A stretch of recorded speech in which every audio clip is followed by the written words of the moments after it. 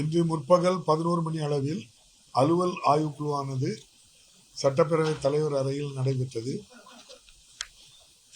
எல்லா கட்சி உறுப்பினர்களும் கலந்து கொண்டு ஏகமனதாக ஒரு முடிவெடுத்து வருகிற 9, 10 ஆகிய 2 தினங்களில் சட்டமன்றம் கூட்டத்தொடர் நடைபெறும் என்பதை உறுதி செய்யப்பட்டிருக்கின்றது. முதல் நாள் அரசின் நம்முடைய கூடுதல் செலவினங்களுக்கான மானிய கோரிக்கையை நம்முடைய மாண்புமிகு நிதியமைச்சர் அவர்கள் தாக்கல் செய்வார்கள். அன்றைய தினமே அரசினர் தனி தீர்மானம் மதுரை மாவட்டத்தில் மத்திய அரசால் கொண்டு வரப்பட இருக்கின்ற ஒரு டங்ஸ்டன் அந்த கனிம சுரங்கத்தினுடைய அனுமதி மாநில அரசு அனுமதி பெறாமல் வழங்கியதை அரசினர் தனி தீர்மானமாக மாண்புமிகு முதல்வர் அவர்கள் சட்டமன்றத்திலே கொண்டு வருகின்றார்கள்.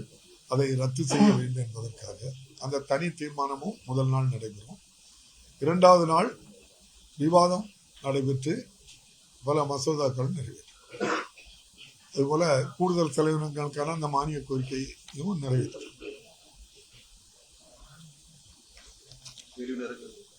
கேள்வி நேரம் 2 நாளும் உண்டு.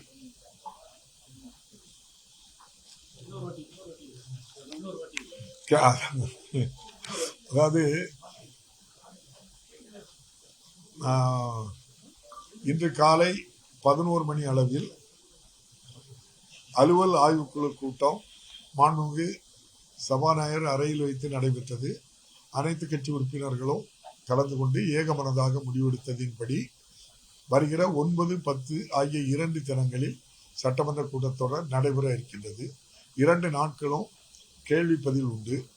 முதல் நாள் மாண்புமிகு நிதியமைச்சர் அவர்கள் கூடுதல் செலவினங்களுக்கான மானிய கோரிக்கையை தாக்கல் செய்ய இருக்கின்றார்கள். அன்றைய தினமே அரசினர் சட்ட முன்னோடியாக மாண்புமிகு முதல்வர் அவர்கள் மதுரை மாவட்டத்தில் மத்திய அரசால் மாநில அரசினுடைய அனுமதியின்றி அனுமதிக்கப்பட்டிருக்கின்ற அந்த டங்ஸ்டன் கனிமம் எடுக்கின்ற உரிமையை ரத்து செய்வதற்காக தீர்மானம் கொண்டு வரப்படுகிறது. அதில் மாமன்ற உறுப்பினர்களுடைய கருத்துக்கள் தெரிவித்தவங்க அதுவும் ஏகமனதாக நிறைவேற்றப்படும் என்று நம்புறாங்க எல்லாரும். நன்றி.